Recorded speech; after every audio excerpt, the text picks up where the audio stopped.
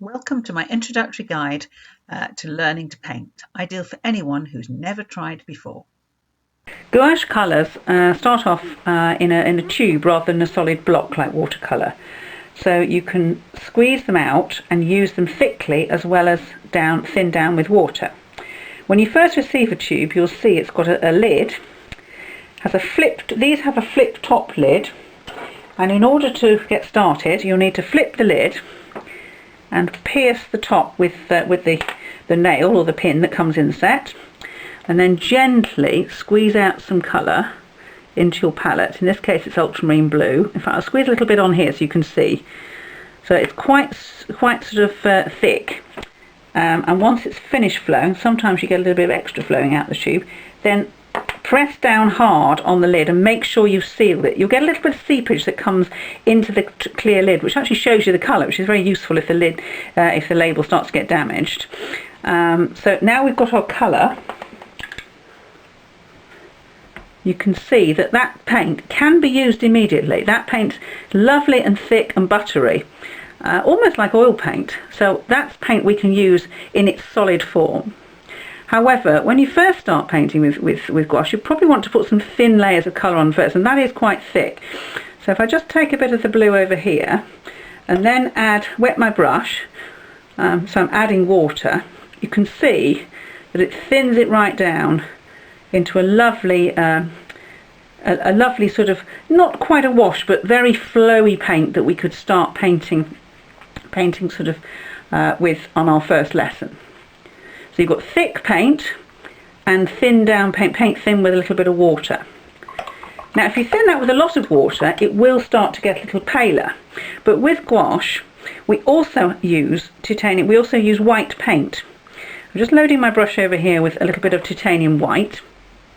So if you want to make a really pale blue, rather than thinning it, instead you could add some white. In fact, I don't need to add a lot of white for you to see just what a difference that makes to the colour.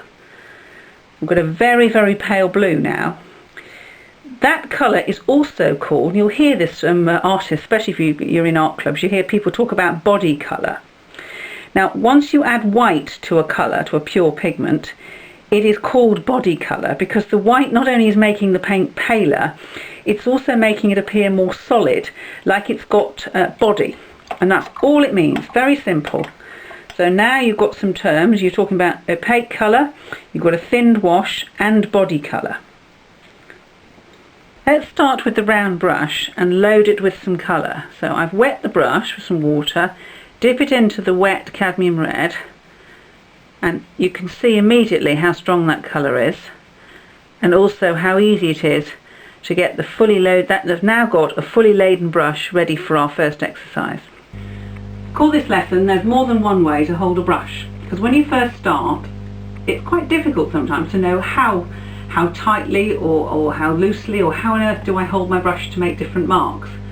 I start off by holding the brush. Don't hold the brush here on the ferrule, it's too tight. You do this and you tense your hand up and you end up making these little tiny marks, and that's about all you can do. And if you try and do a long line, you run out of space because your wrist is in the way. You can't do it. So hold the brush back from the ferrule. I like long handle brushes because I find them easier to use. Hold it out more or less like you would hold a pen, and then you can make long marks. You can do lots of squiggly lines, and you can change the pressure. You can just flick away and enjoy making lots of different marks with your brush with the overhand hold. Also, try to make a brush stroke. Don't. This little dot, dot, dot, dot, dot, that's not, to me, that's very mechanical. And they're not doing the brush any good. If you try to do little marks, you can see it's more what you would call painterly. It will give you more freedom with the brush. So that's how I use my brush most of the time, in an overhand hold. Whilst you've got it in this overhand hold, you can also, if you wanted to, and it makes a very strange effect with too much pressure, you could twist the brush through your fingers and let it wriggle around and make strange little sway. It's splitting the end, but it's making an unusual shape. Quite a lot you can do holding the brush one way. Second way to hold a brush, and this is particularly useful probably for washes more than this round, we'll try it with the round brush first, is what I would call, if that's the traditional hold, take the brush and lay it through your fingers like that, and then turn your hand over, and you've got an overhand hold, so that the brush is going straight through your hand and you're holding it the other way. This will enable you to move your brush a long way, and I find it quite useful if I'm blending a colour, even with this round brush. So I'm putting brush, long stripy brush, I just find it easier. And also turn the brush on its edge and squiggle it down. It's not a hold that I use as often, but it is something that you can enjoy, and it's making you work your hand in a different way. The more confidence you can have with holding your brush, the better.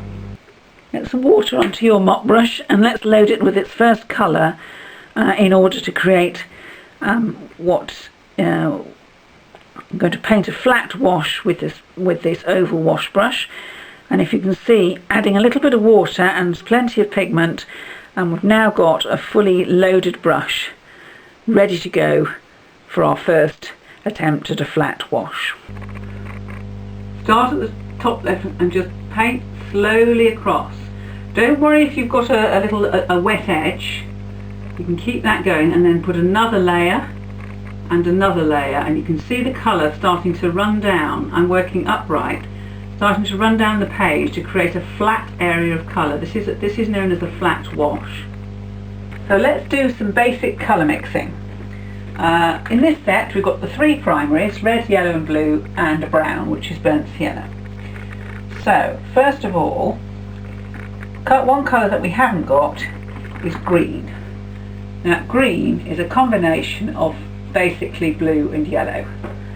So if I'm going to lay these colours out on my palette to show you, that's the lemon yellow, and the blue that we have is ultramarine blue, which is a lovely blue, but it is quite strong and quite dark.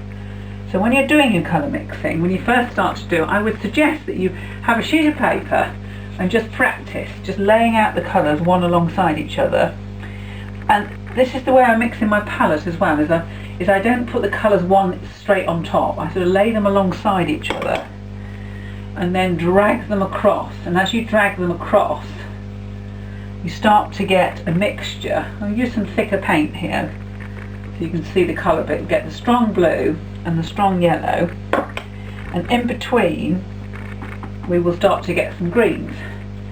Now the thing about colour mixing, especially with blue and yellow, the blue is a very strong colour, so we've got a slightly soft green, but if I put plenty of blue into that green, it will quite quickly go a much darker green. So you see we've got a dark green, a mid green, and almost a yellow. It takes a little bit of practice, but it's worth practicing with each colour. So there we've got our red, our blue and yellow. If I put a little blob of blue up there, it reminds you that those are the colours we've mixed. And if you're prepared to take time with this and just do some little colour practices and write down the colours as you see them, it will really speed up your learning time, and you'll paint a lot quicker. Your confidence will grow if you put the time in with this. Now another colour we don't have in this palette is orange. And if I take some more lemon yellow and tinge it with a tiny bit of the cadmium red, but you can see straight away that I'm getting an orange. Look, that red is very strong. So clean your brush in between and just go back with adding a bit more yellow, quite a lot more yellow. Yellow is a much softer, probably, even though this is cadmium yellow, the red is it's a very strong colour. And you can see there, even with a tiny bit of red, it's going immediately to orange and then right through to red. In fact, if we want a slightly eggy yellow here, you've got hardly any red in there at all. But it mixes a beautiful range, so that's blue and yellow for green, red and yellow for orange. Another colour we don't have is a black or a grey. Now personally, I don't tend to have black in my palette. Some artists are very against it, some artists absolutely swear by using black. But personally, I think we'll come on to darkening colours later on in this lesson. But to make a black, I've got, or a very dark colour, I've got the ultramarine blue, which is a very dark blue, and the only other colour I've got in the palette is the burnt sienna, which is quite a reddy terracotta brown. But if you mix these two together, especially if you keep more blue than brown, oh look, we've now got a virtual black. And if you come across here and have more brown, so more burnt sienna in the mix, can you see, I don't know if the camera's showing that, but what you will get there is like a chocolate brown through to a bluish black. Now, when you're working with gouache, don't forget we've always got the option of adding white.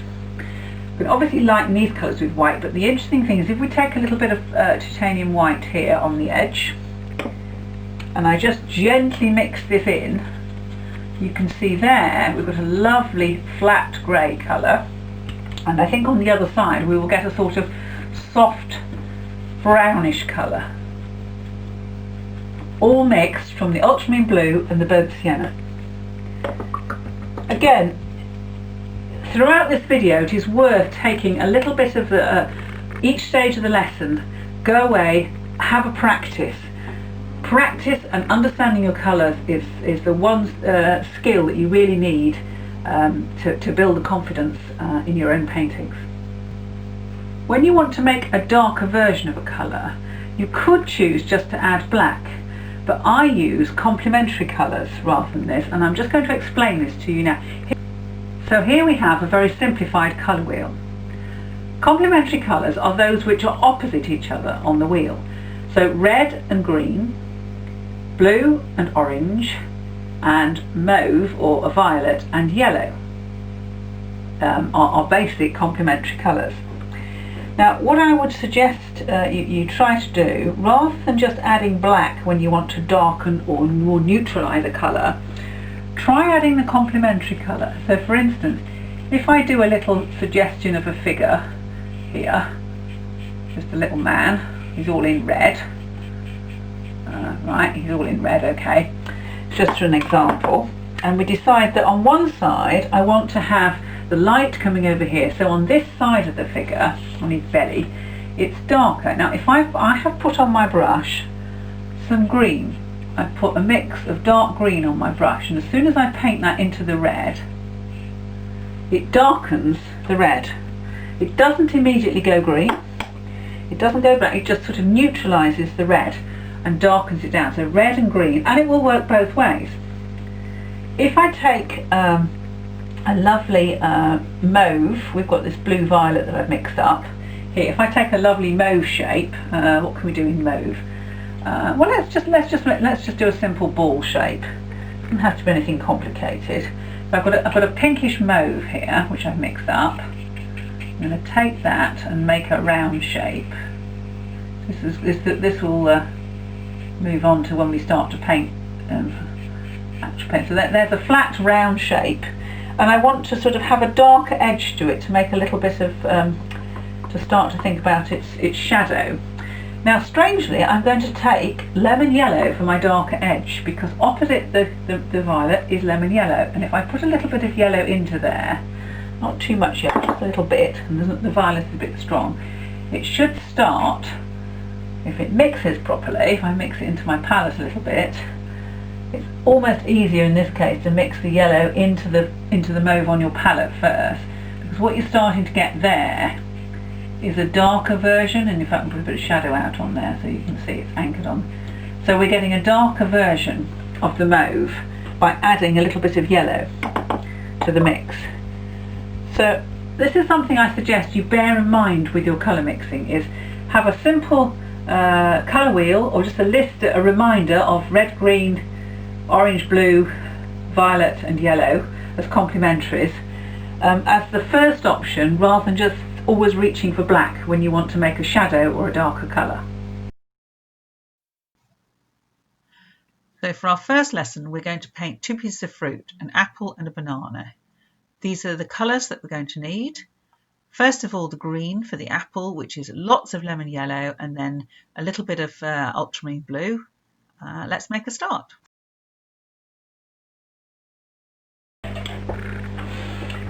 Right, having mixed up the two greens for this apple and drawn a very simple shape on here, let's have a go at painting this first apple. I'm going to take the lighter of the two greens on my round brush And having drawn the shape, the first thing to do is to simply paint in the whole colour of the apple. So taking the brush, where you can, use a big bold brush stroke to cover, rather than dip, dip, dip. Try and paint the whole shape in several round brush marks like that. So we just filled it in as a shape. Clean the brush. Now we need to add some shadow to this apple. We need to add a darker side. So I'm now dipping my brush into the darker green, which has got much more ultramarine, thinking of the light coming in from top left. So take the shadow colour and blend it in. This paper is quite wet, so several little marks, especially there where it's tucking into the, and bring it round, and you see that you start to get a feeling of 3D. It's only a feeling of 3D. We'll just go a little bit on the far side of where that thing is. Now the difference between the light and the dark is what is defined at the moment as a very hard edge. It's a very sharp edge.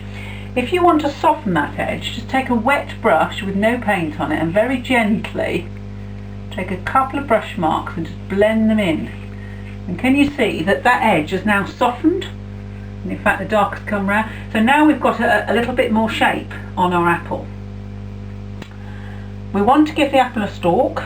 So I'm just going to dip into the burnt sienna on its own, and with paint that's straight out of the palette, a little short line to there will give us its stem. And you may say, well, that's finished. That's not too bad. What we can do when this is dried off a little bit, just let that dry off, is to use some thicker paint to give it a highlight. Don't forget we've got white, so I can take some titanium white and some pure lemon. So it's white and lemon yellow. No water this time, thick paint, and think about adding, in fact we need a little bit more lemon, think about adding some opaque, what we call opaque paint, some thick paint onto this side and around the top there. Just pulling that down a little bit, and that will give it a little more brightness and a little more colour. It doesn't show up a lot on the, I don't know how much it's showing up on the camera, but there's the pure white going in. Just to give it some thicker paint on the highlight side to give us a green apple.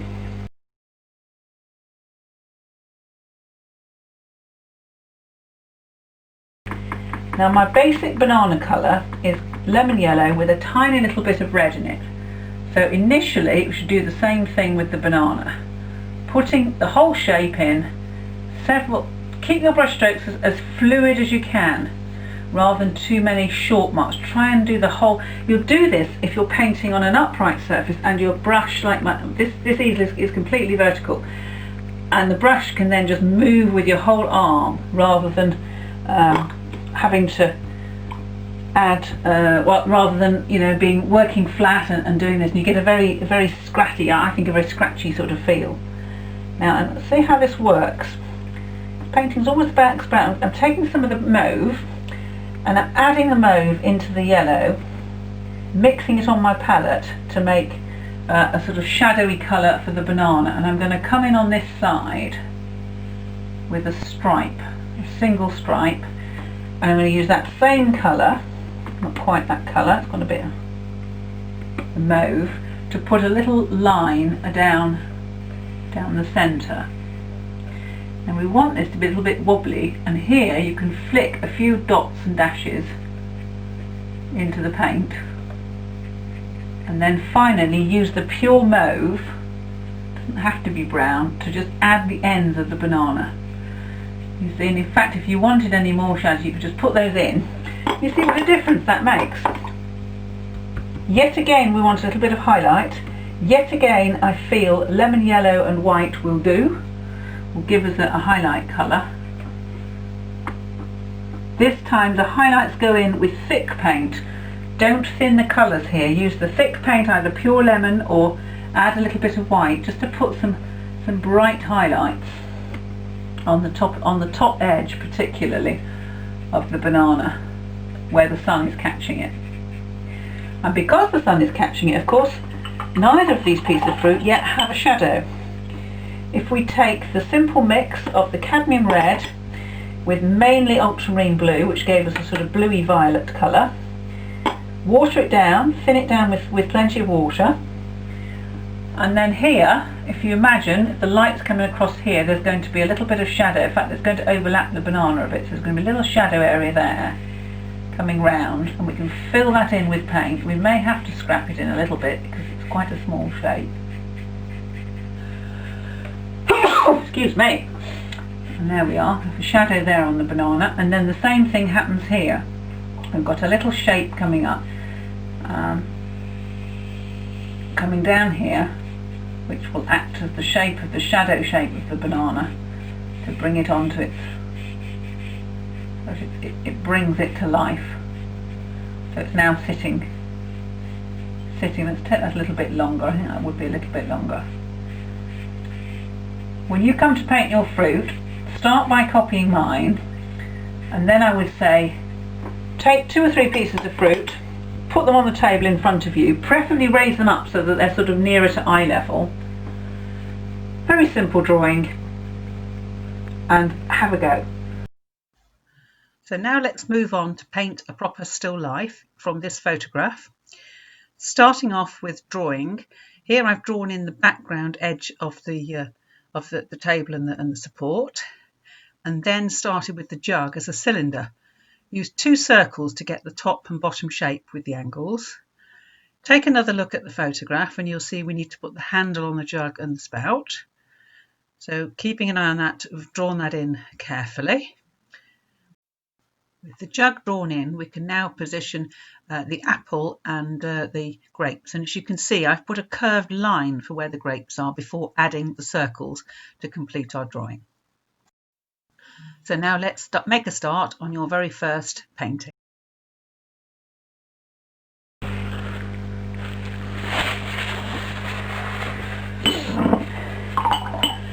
The background colour for the beginning of this painting, I'm going to use some pure burnt sienna for the darker side of the background, and then take a little bit of this across and add a considerable amount of white paint, and that gives us a much paler tone.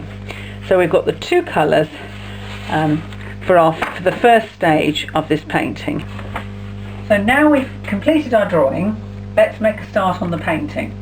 I've loaded the oval mop brush with pure burnt sienna, and I'm going to start by putting in the slightly darker side of this background, using some long bold strokes, which is giving a slightly stripy effect, which I rather like. I think that's going to be fine. So we've got that established as the darker side of the background. Then I've added some white paint to my burnt sienna mix to paint a paler side over here. Again, the same technique. Try to paint around the jug, but don't worry about a little bit of overlap, that's fine. Because don't forget, these colours can be put on thickly and cover over anything that you want to, you might have painted the edge wrongly. So there we have the initial background blocked in. If you want to soften that edge in the corner, then just run the wet brush over the join and it just blends it back soft. I'm going to block in this foreground as well. Now I've changed the colour to white with a little bit of ultramarine blue and a tiny bit of burnt sienna to give an off-white, a sort of very pale grey. And again, I'm going to block in all of the basic, a base colour, rather than worrying about shadows or any tones or anything. I just want to get a... For the shadows under the jug and the fruit, take some ultramarine blue and a tiny bit of burnt sienna, plenty of water, and you mix up a medium grey shadow tone. We use this now to put in the shadows underneath the apple and the fruit.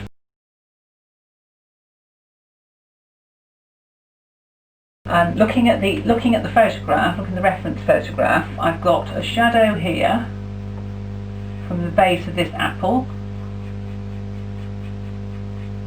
You can put in with as loose a strokes as you can manage, but that's quite a small shape. There's some shadow. This area here is in shadow behind, which is actually forming the basis of take a little bit of that shadow along there. That's shadow cast by the jug. And then from our reference we've also got some shadow along the sides of the grapes. And again, I'm going to take this brush and just go alongside here, following approximately the shapes of the grapes, because although we're working from a photograph, it's still, there's a bit of an artistic license, but that will give us a shadow. And there's a bit of shadow casting up onto that jug, and that gives us our grape shadow colour. I'm reasonably happy with that. In fact, I'm going to make that a bit smoother, I think. Bring that out a bit more, bring that out a little bit more than it maybe is in the photograph.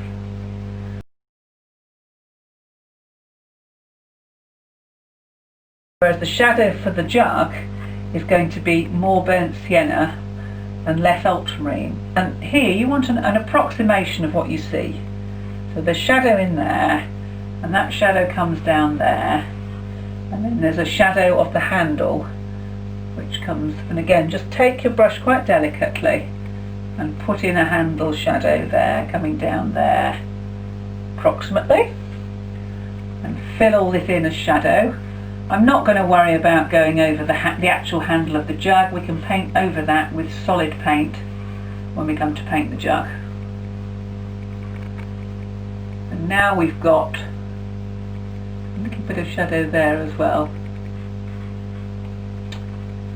When you first start to paint a still life, I suggest that you do what we're doing here and take a photograph of the still life. Set up your own, if you can put a light on it, but take a photograph of it, and at these early stages as a beginner, work from the photograph. Starting with the apple, mix up a bright green, so plenty of lemon yellow and ultramarine blue. And this apple is very, we're going to use the same technique as we used for our first exercise, painting an apple, and paint the whole thing green, without thinking about the shadows, but taking the brush strokes around the shape as you go.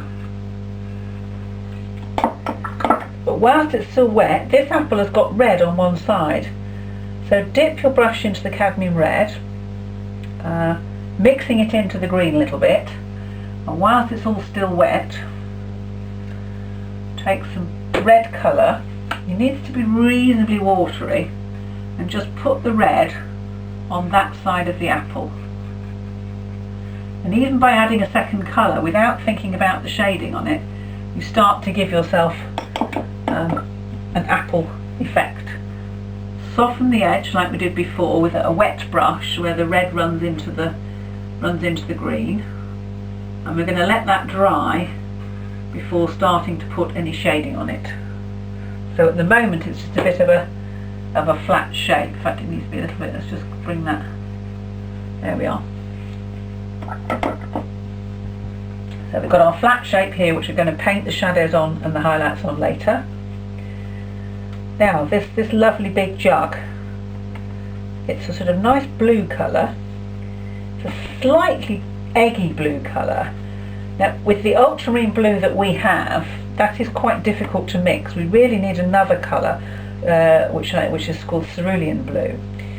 So what I'm going to do here is mix up and paint this jug in a slightly different blue to the one we see. Starting off with ultramarine blue and some white to make the colour of the jug. So we've got the jug is so that you mix up a slightly darker version, and we just start to put a brush stroke down there and down here very gently, which will give us, and a shadow around there will give us the shape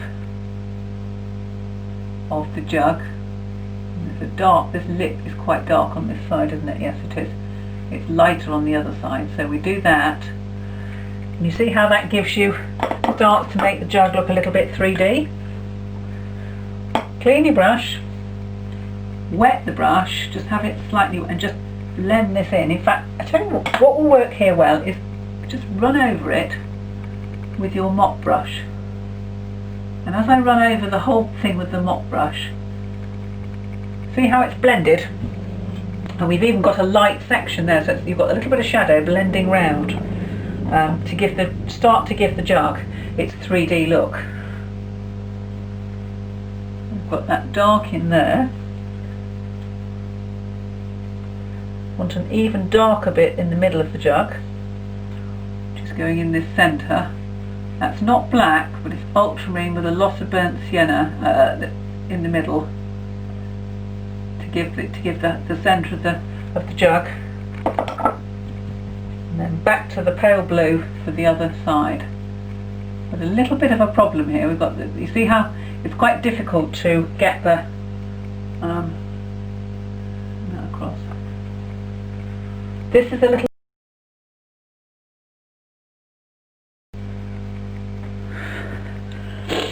The grapes are a lovely dark purple colour, so plenty of ultramarine blue and a little bit of cadmium red should give us a nice dark strong mauve as our initial colour to paint in these grapes. So using the smaller round brush, the number 4, we're now going to start putting in the basic grape shape. I'm supporting my hand here on the bottom of the easel and painting in all of these little circular shapes, going round the shape to create a bit of form, but not worrying, this is flat colour that's going in as a first layer.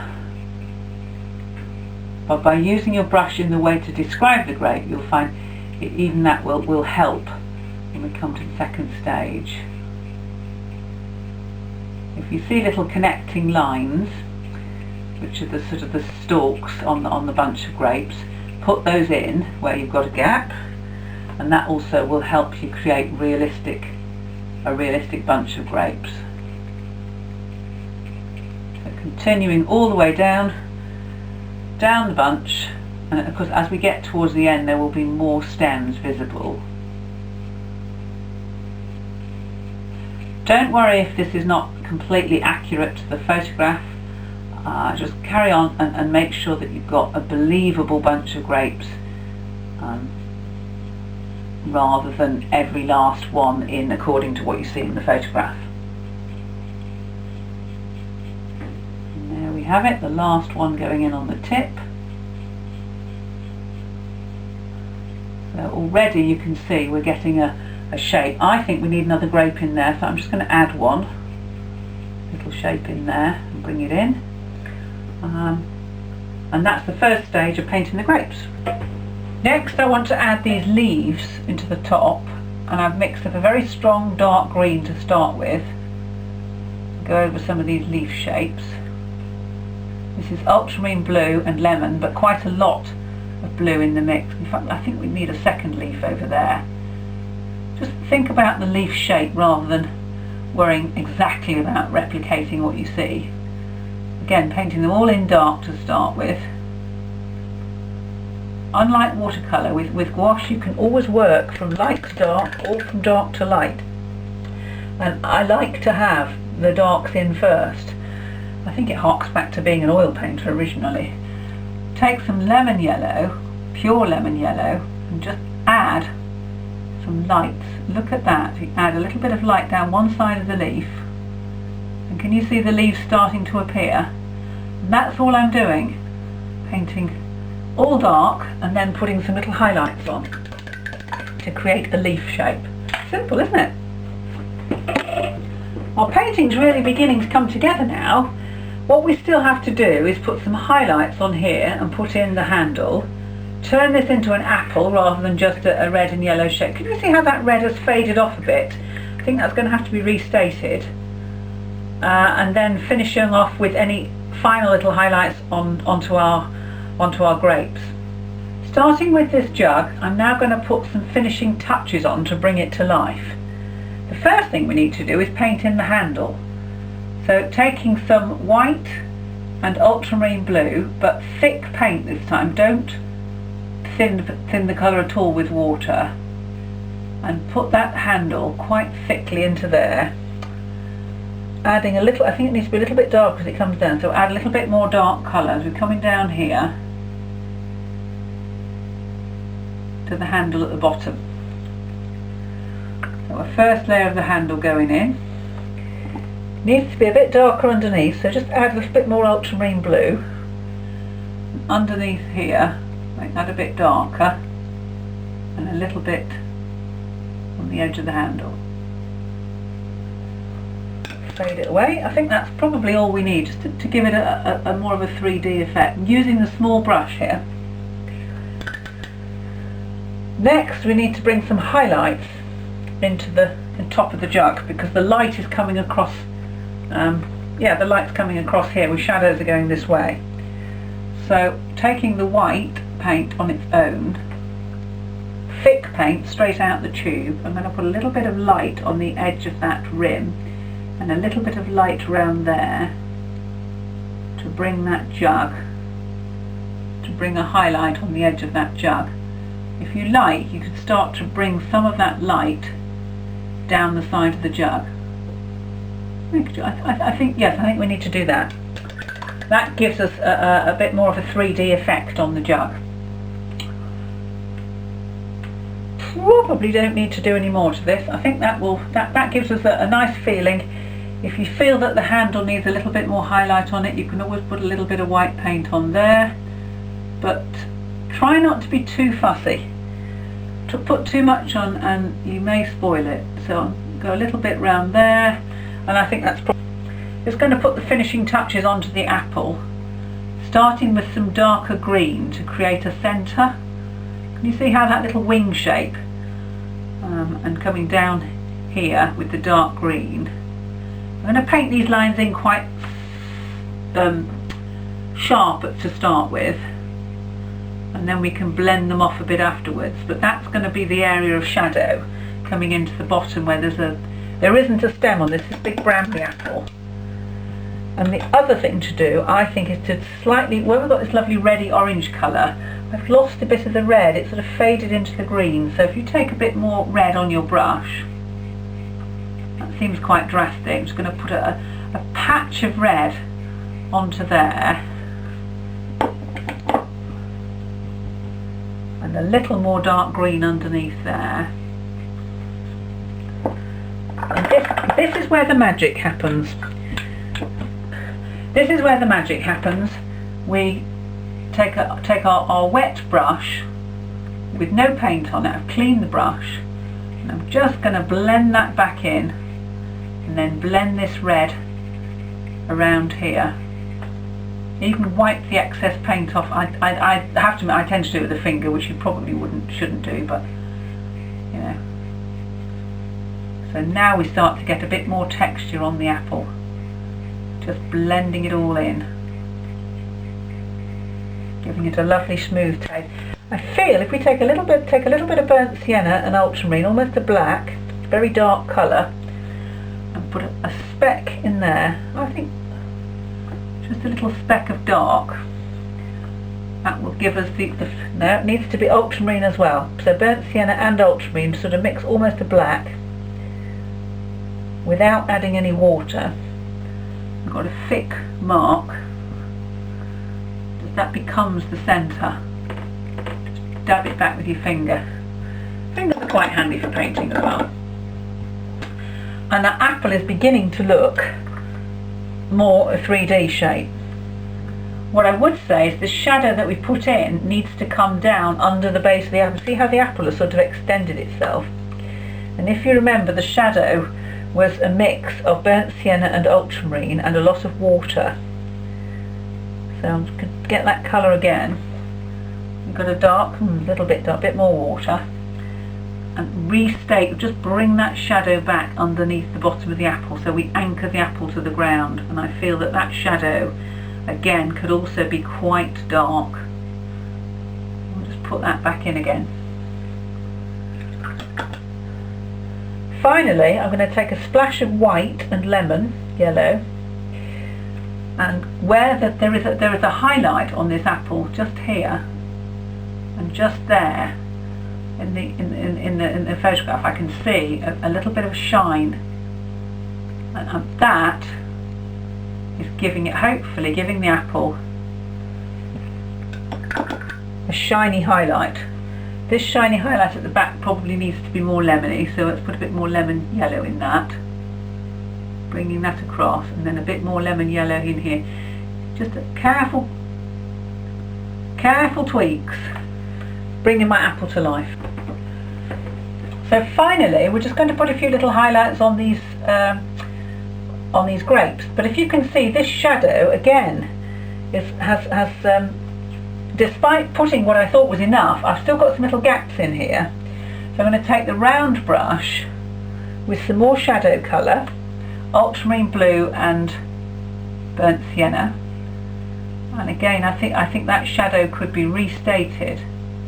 Painting is all about making adjustments and things. You don't worry too much about, oh, I didn't get it perfect first time. You don't always. And again in here, sort of take out a few of those, putting in one or two more bits of grey, filling in with a little bit of grey, so that those grapes are in shadow, and that leaf shadow needs to be a bit longer there. Take the pure white.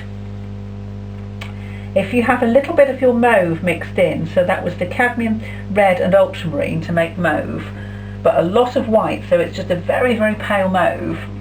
I'm going to use this pale mauve that looks almost white to add onto here a few, not on every grape, a few little highlights.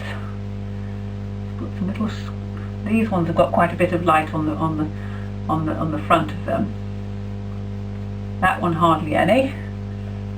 Have a look at your reference photo and take what you see. Don't worry if it's not 100% accurate. What you're trying to do is create the feeling of the grapes having a sheen on them and not being a slavish copy to the photograph we're working to. Just by doing that, and I think that one does need a little bit of highlight, those grapes will come to life and really pop out and become quite successful. I mean, look at that, that you feel you could pick them up and eat them. So here we have your first completed painting, the still life with the jug and the fruit. Have a go at working alongside me step by step, but then do several arrangements of your own. Put one or two items on the table. I would advise that you perhaps light them with a strong light and photograph them.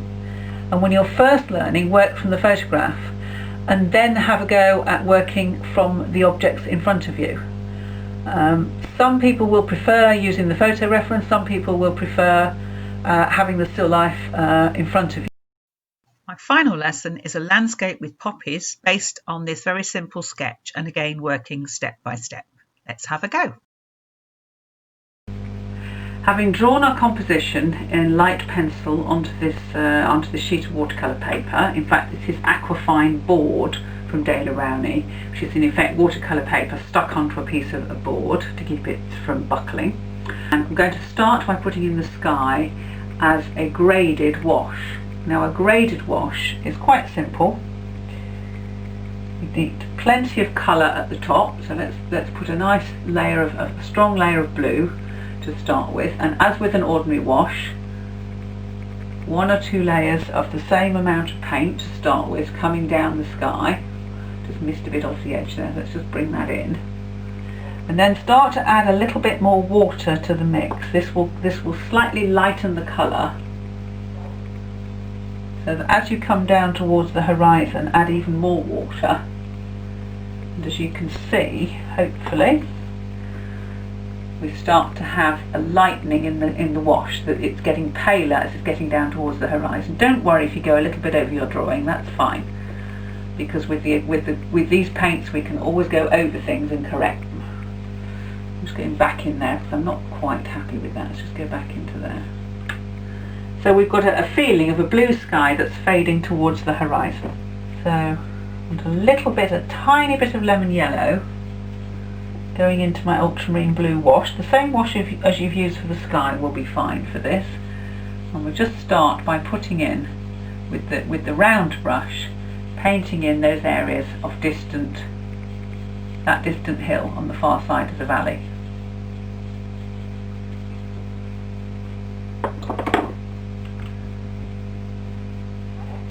At the same time, I think we could use this same colour, putting these in as very light washes. In fact, the pencil is showing through at the moment.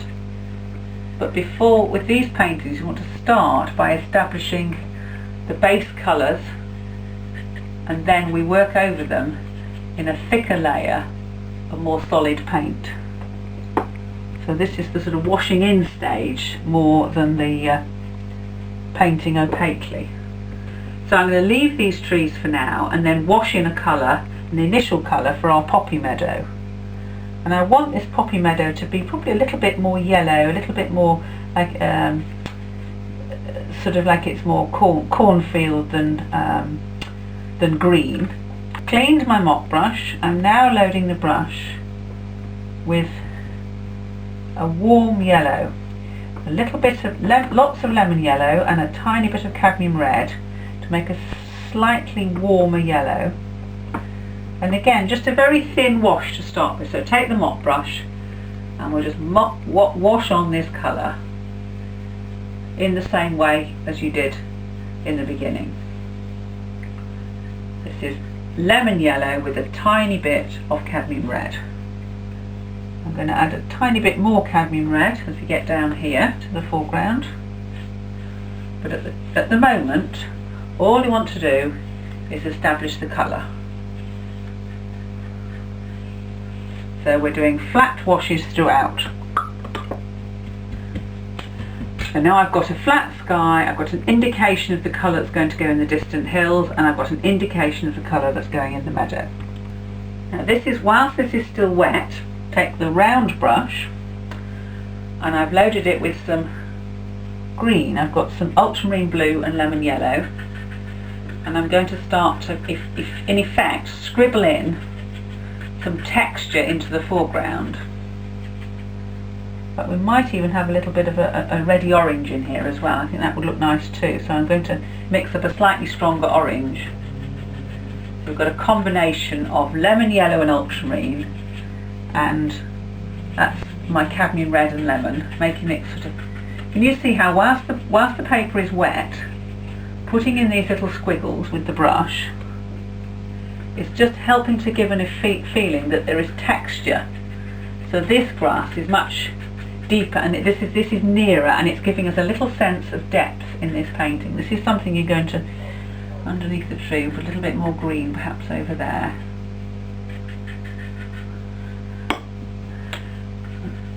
And this is just so my brush, you see how my brush strokes are getting very short now, little tiny marks, to get just to let that colour, it's almost becoming little dots and dashes into the distance. So we've got a base feeling from quite tall brush strokes here to much smaller ones, starts to give a little bit of texture into our meadow. So let's mix the green for these middle distance trees. Start with ultramarine blue, clean off the excess paint, and then add a fair amount of the lemon yellow. Maybe a little bit more blue, and we've got a reasonably dark. As long as you keep plenty of pigment on your brush, don't water the colour down too much, and there we have a nice dark green to paint in our middle distance trees. I'm going to use this round brush, so it's ready and loaded and ready to go. Taking the darker green that we've just mixed, I'm going to start, rather than put these trees in, I'm going to start to try and paint in these stronger areas of trees in the middle distance, using the round brush and some little sort of pushing the brush against itself, or thinking about the tree shapes. If you've drawn in some tree shapes, obviously it's helpful, but think about the way the trees are growing, the fluffy edges of them and the shrubbery, and paint all of these trees in, initially in one coat, one colour. You're just going in behind that other shrub. This is going to be my white hawthorn in colour, so that's got the first colour on. If you add a little more blue to the mix, and even a touch of cadmium red, you get a darker shade, and then overpaint some of this darker shade into the bottom of your range of trees. And you see how that's giving it depth? It's giving it 2 layers of colour coming into those trees. I've not painted any tree trunks or anything, I'm just painting dark trees to give it an effect, like middle distance trees. You wouldn't see all the branches at that distance. These trees are, I don't know, quarter of a mile away, so they're not right on top of you, and you can't see all the detail, so don't put it in. You should paint what you see and not what you know is there. And that will be enough of a guide for our trees in the middle distance. Having established these trees, I'm now going to look at putting in a colour for the distant hill. I want a softer, more blue-violet colour for these distant hills. So take some ultramarine blue, add a little bit of cadmium red to get a violet. That's slightly too much red. Just keep it very blue-violet, and then some white.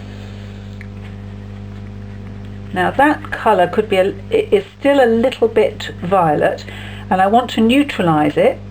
So we neutralise that colour by putting in a tiny amount of complementary, in this case yellow. And as you add the yellow, if you can see, it just takes the edge off the violet and makes it more grey. And that's the colour I'm going to use to repaint the downs, the hills in the distance on our poppy meadow. Start in by painting a very pale distant hill. We can leave a gap where our lovely hawthorn is going to come. Block that in flat to start with, using the round brush just to paint the edge of the hill. At the same time, I'm going to come over here and paint these trees, and again push the brush against itself slightly. I know you're not supposed to do this, but these brushes are lovely. They're quite strong enough to take it, and just paint in there what is almost a silhouette of distant trees, and that will push everything back and help you create a sense of distance. But we do want a little bit more happening here, so I'm going to go back and mix lemon yellow with the ultramarine blue for a bluey green, but again add some white so that you create a much paler version and a more opaque version. And on this green, make it a little bit stronger, I made it a bit too pale. You'll need to keep adjusting your colours. I'm now going to put in some suggestion along the top. See, that's gone too blue. I'm glad this is going slightly wrong, because it shows you that you need to practice, and it's not, you don't always get the mix perfect first time. If I do a lump along there and then bring it out to a line, and a slightly thinner line there, that will become, and in fact down here we can have a little bit more dark down the bottom, that will become a feeling of a tree line on the downs on the far side. And in fact, if we do a couple of things there, you can see, you can put in what will appear to be fields in the distance. To enhance this, a little bit of lemon yellow and some white, and in fact a little bit of lemon yellow and some white just in there, maybe a little bit more yellow. You might be able to imagine that that could be a field of spring rape. Yes, rape at the same time as year as the poppies, isn't it, possibly? So you can just put that in, gives you a little bit more, brings this hill ahead of that one. Just soften that off. If you put too much detail in, you can always smudge it out by putting a wet brush on things and blending off the edges and just making it all a bit softer. That's a bit better. It's looking a bit too harsh. So now we've got our distant hills, trees further on the far side of the meadow, the dark trees here, and finally we need to paint this tree, which is a hawthorn, which is going to have some white blossom on it. To mix up the green for the hawthorn, you'll need a lot more yellow. So take a lot of the lemon yellow and a touch of cadmium red, just a touch of the red. In fact, that's probably a little bit too much. Get more yellow. So I want a nice eggy yellow for this green. And then because the ultramarine is very strong, you need to add a very tiny amount on the brush. I'll just wet it over there, just a little bit, to bring it across to make a green, but a very yellow green. And the only way to make a very yellow green is to sort of restrict the amount of blue in the mix, so that we've got what looks like almost a yellow, but is in fact a sort of spring green colour.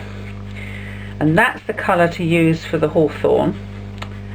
When you want to, when we come to make a slightly darker shade for it, a tiny bit more blue will very quickly change and give us the darker shade of green that we need for the shadow side. So now for our little hawthorn bush. I'm taking the smallest brush we have, which is the number 4 round brush. I've got some burnt sienna and a tiny bit of ultramarine blue on my brush. And I'm starting, different technique completely here, to these trees. We just painted the trees in 2 greens. We need a little bit more detail in here. So I'm starting to paint in. If you paint in here, you can see some branches establishing that, because it's a shrub rather than a tree. Green.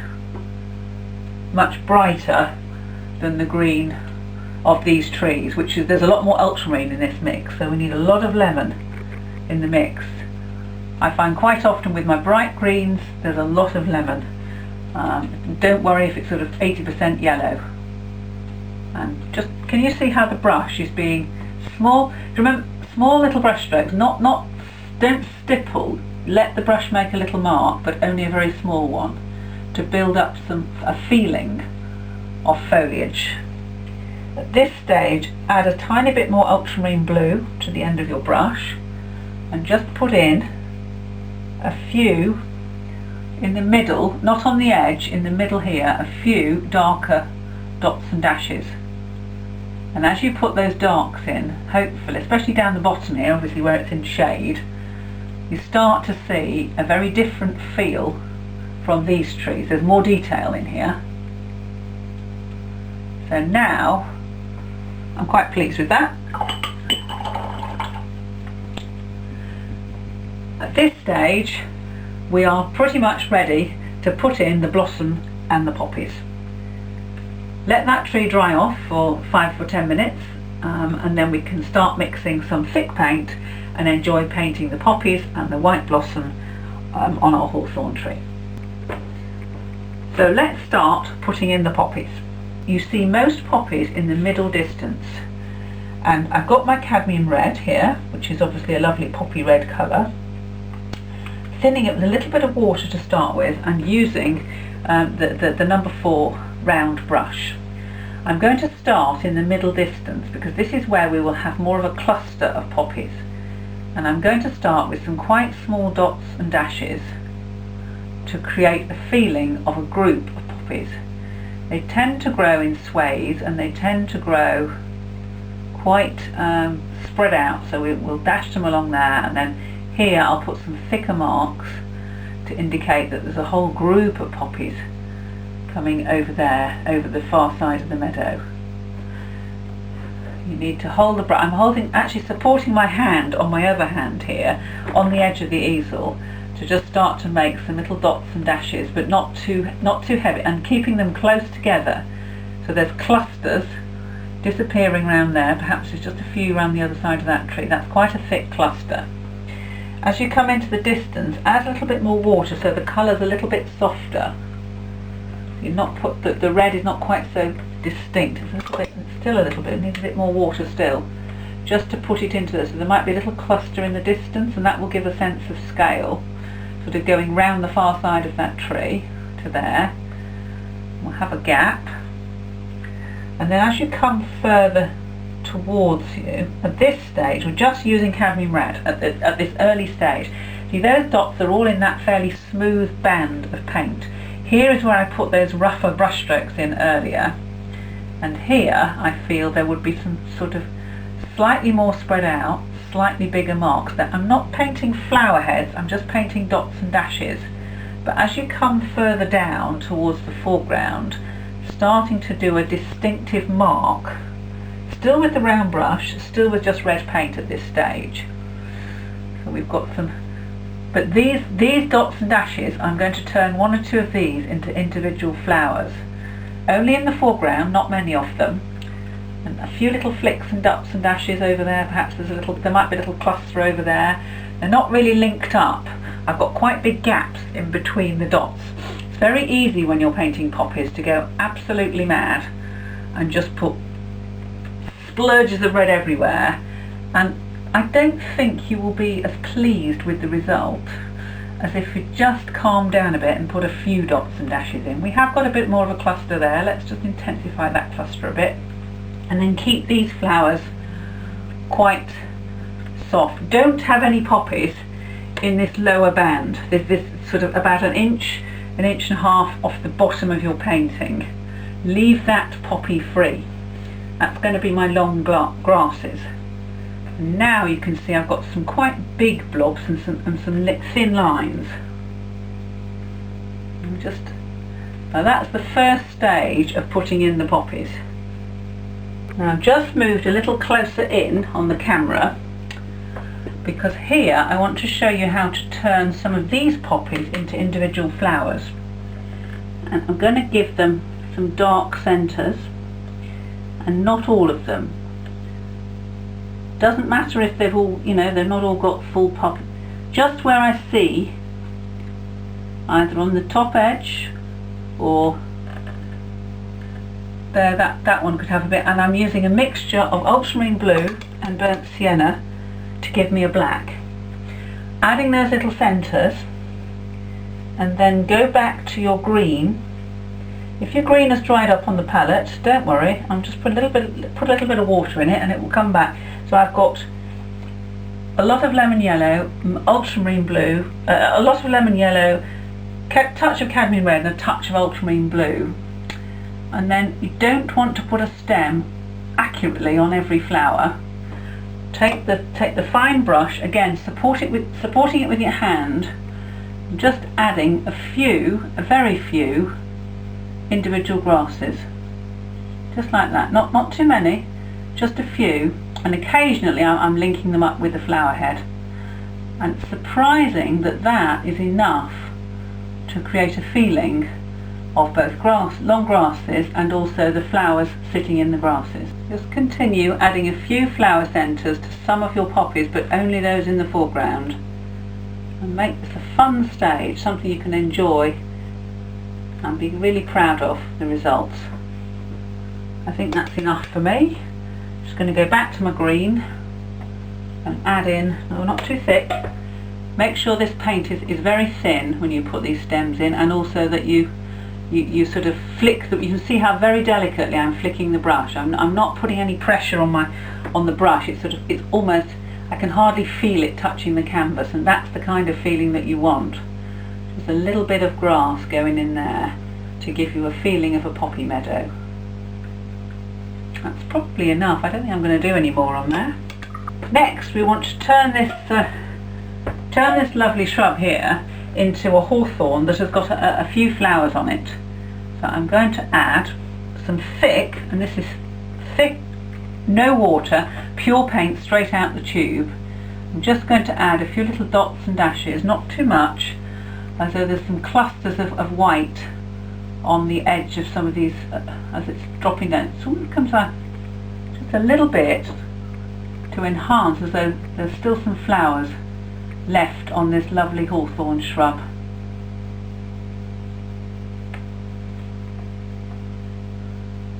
Adding a few nice little highlights, little bits of where the white flowers might be. There might be a big cluster there in the middle. We'll put a few more marks, but keep this as pure solid paint. Don't thin it at all with water. This gives a little dropping down there. Look at that, nice little bit sort of coming down up on the top. I think that's probably enough to keep the nice feeling of spring in your painting. I just want to bring this painting to life with a little bit of extra shadow. Now for the shadow, take some ultramarine blue and put a little bit of burnt sienna, but plenty of water. So you want a sort of bluey, watered down grey, no white in the mix, just pure paint, but plenty of water, so it's a very thin wash. All of this is now dry, so I'm just going to take my bluey grey shadow colour and put a little bit of shadow underneath that tree. So it's sort of spreading out a little bit, so there's a sort of area of shadow, maybe a little bit of shadow underneath there, along that edge. And then particularly if you bring a tiny bit of your shadow down here, you can start to feel there might be a bit of a pathway coming through these flowers, coming down to this foreground. If you just bring that down a little bit like that and then strengthen it in. I'm not really painting a path, I'm just putting in an area of shadow, and as we come to the bottom I'm just flicking the brush up and down, make that a little bit darker, and that's all you need. That extra bit, I think, will give your painting a finishing touch that you can really, hopefully, at the end of this course now, it's given you some confidence in handling the brush, and you have created your first successful landscape.